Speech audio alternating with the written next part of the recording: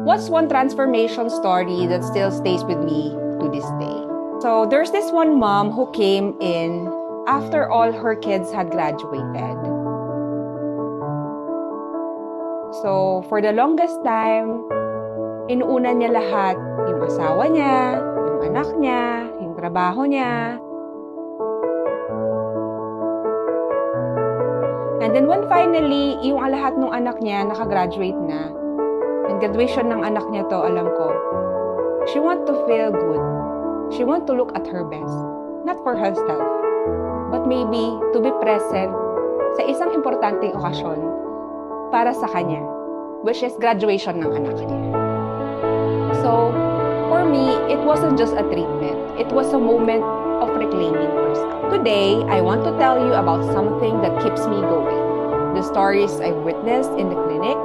We often think aesthetic treatments are about vanity, but what I've seen over the years, it's rarely about that. Most of the time, it's about wanting to feel whole again. So in this episode, let me share some of the most inspiring transformations. Stories that prove na minsan, kailangan lang natin ng konting tulong para bumalik ang tiwala sa sarili.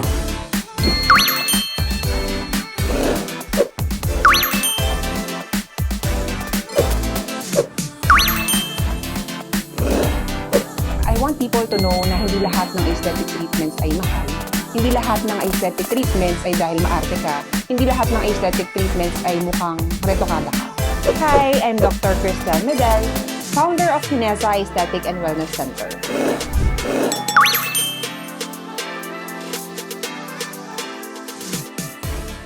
Hi, I'm Dr. Cristel Medel, founder of Kinesa Aesthetic and Wellness Center, and your skin's newest best friend. This podcast is all about skincare, self-care, and the stories that go beyond the surface. Because when we talk about beauty, we're really talking about healing, confidence, and personal growth. Have I seen people walk in broken or unsure and leave feeling empowered?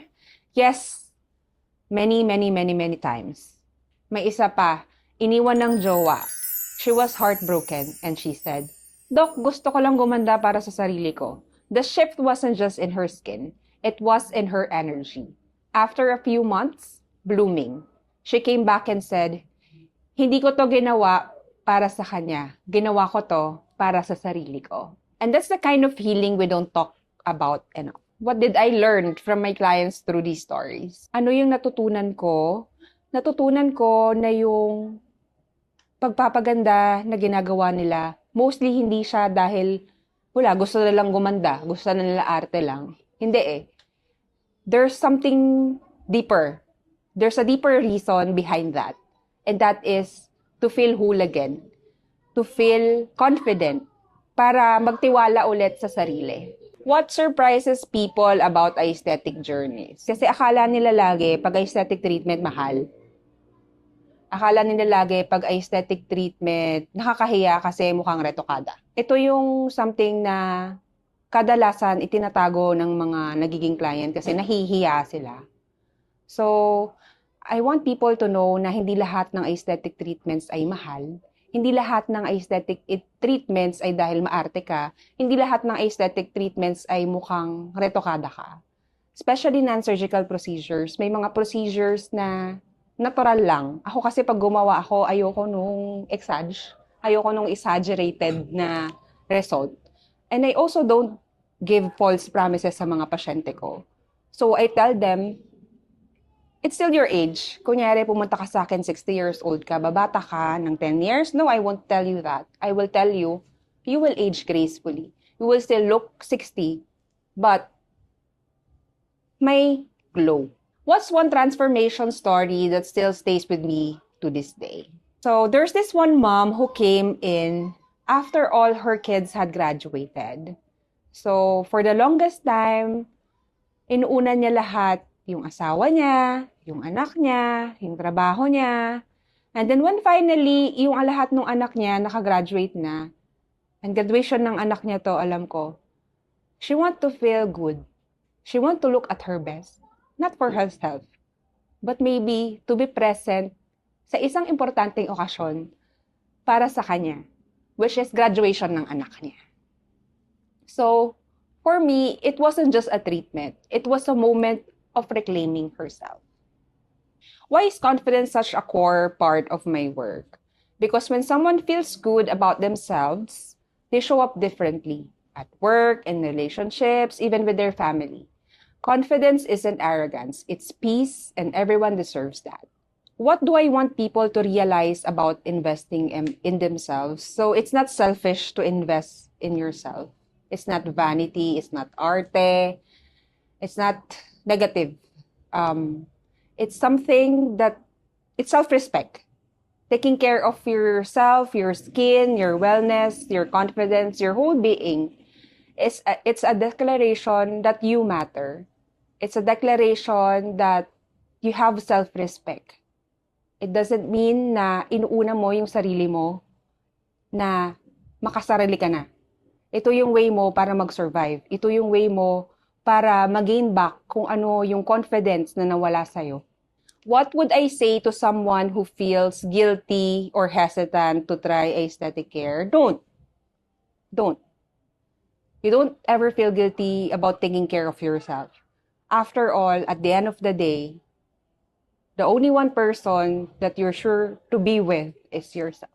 What would I tell someone who thinks they're too old or too late to invest in themselves? So I tell them, no, it's never too late to start taking care of yourself. What matters more is you start. Whether it's not now or later, ang importante lang is sinimulan mo, ginawa mo para sa sarili mo. There's no deadline for taking care of yourself. How do I help clients stop comparing themselves to others? So I tell them directly, as I've mentioned in our previous episodes, I'm a very honest person. May mga tao kasi na, for instance, yung most frequently na pinapagawa sa akin is yung ilong. May papakita silang peg. Sasabihin nila, gusto ko ng ilong na ganito, Dok. May mga peg sila, ganito, ganyan. Kung hindi bagay sa'yo, kung nilagay sa mukha mo yung ilong nito, kung maganda sa mukha niya, sa'yo hindi. Baka magmukha ka lang alien. Sinasabi ko, ganito po yung ilong nyo kasi hindi kayo pareho ng alar, kaya hindi po pwede yung peg na yan. Yung facial profile nyo po, mukhang baka hindi po bumagay. Pero pag gusto nyo pong gawin yan, pwede kong gawin. At ayoko rin na syempre lalabas na pangit yung gawa ko, 'di ba? Kaya I have to be honest. Kasi meron na yan mga profile sa utak ko kung ganitong face profile, ganito yung bagay na ilong. Nasa utak ko na yan. Tsaka may mga measurements kasi yan. So, sa tinatawag kong gumagawa ng ilong, alam ko na yung, isang kita ko pa lang sa ilong, alam ko na yung kakalabasan eh. Alam ko na yung magiging lift nun eh. Kaya sinasabi ko talaga. Yung iba, feeling nila siguro nag-upsell lang ako. I'm just trying to upsell something na mas mahal, more expensive. Pero hindi. Yung mga nagdiniwala sa akin, yung mga nagtitiwala, ang ending lagi, thank you, Doc. Salamat, Doc. Ganun. What I remember about the very first client who trusted me. So, yung first client na yon came to me for a Jotox procedure. Kasi nga, hindi pantay yung panga niya. Yung masseter muscle niya on the other side is stronger than the other side. So, nung ginawa ko yon, syempre medyo kabado ako kasi first time, di ba? Although, may tiwala naman ako na alam ko yung ginagawa ko. Pero alam ko na I lack experience. Masaya ako nun kasi nga halos every other day yata ako nagpa-follow up. And it turned out na napantay naman yung face niya. And actually, after that procedure, pumangalawang procedure pa siya. Syempre, hindi ko papahalata na first time ko yun. Baka kasi matakot siya. So, nagpagawa din siya, I think, ng nose. And nagustuhan naman din niya. Nagkaroon lang kasi ng pandemic, nag-iba kami ng page. So, hindi ko na alam kung nasan siya. I'm very, very thankful to all of those first clients na nahawakan ko. Kasi kung hindi dahil sa inyo, hindi ako magiging well-experienced na doctor. So, salamat. Maraming salamat sa tiwala. The most common insecurity that people share with me. So, as Asians, ang common insecurities niyan, 3. Ilong, taba, puti. So, ilong, gustong ma-enhance yung ilong. Taba, syempre, mahilig tayo kumain eh, no? So, nagbe-build up yung fat, tapos maitim. Gustong pumuti. Ayan yung 3 common insecurities nating mga Pilipino. So, for the nose, ang sinasabi ko sa kanila, pwede pa nating i-enhance. So, it's either surgical or non-surgical. Kasi merong mga ilong na hindi kaya ng mga ginagawa ko, which are non-surgical aesthetic procedures. So, I give them options naman. And I don't always say na sa akin sila magpagawa. And if I feel na yung insecurity nila na yun ay hindi ko kayang solusyonan, sinasabi ko kung kailangan nilang pumunta sa ibang doktor. Pangalawa, yung pagiging mataba. So, hindi naman kasi masama na maging mataba. It's just that yung notion lang natin sa pagiging mataba is pangit. Kasi yung society natin, binibigyan tayo ng feed na yung sexy, mas maganda. Pero there's nothing wrong with being fat. Being fat means masaya ka lang. Kasi 'di ba yung mga taong mahilig kumain or kain lang ng kain, ibig sabihin wala silang problema or kung minsan may problema man, if it's their way of expressing themselves. So, kung mataba ka, siguro ang masasabi ko lang, kailangan mong bawasan muna yung pagkain, of course. Not because of the appearance in front of the mirror, but because of health reasons. So, when they come into the clinic asking for procedures, I always ask first kung natry mo na bang mag-diet? Natry mo na bang mag-exercise? Kung nagawa na yung mga natural na pamamaraan para magpapayat. Kasi itong mga aesthetic treatments na meron kami sa clinic is mga adjuncts lang or mga pang-suporta lang ba sa natural na pamamaraan ng pagpapapayat. Pag umasa kasi tayo sa mga mesolipo, RF, lipo-cavity, we don't build like healthy eating habits. So, magbabounce back lang yan.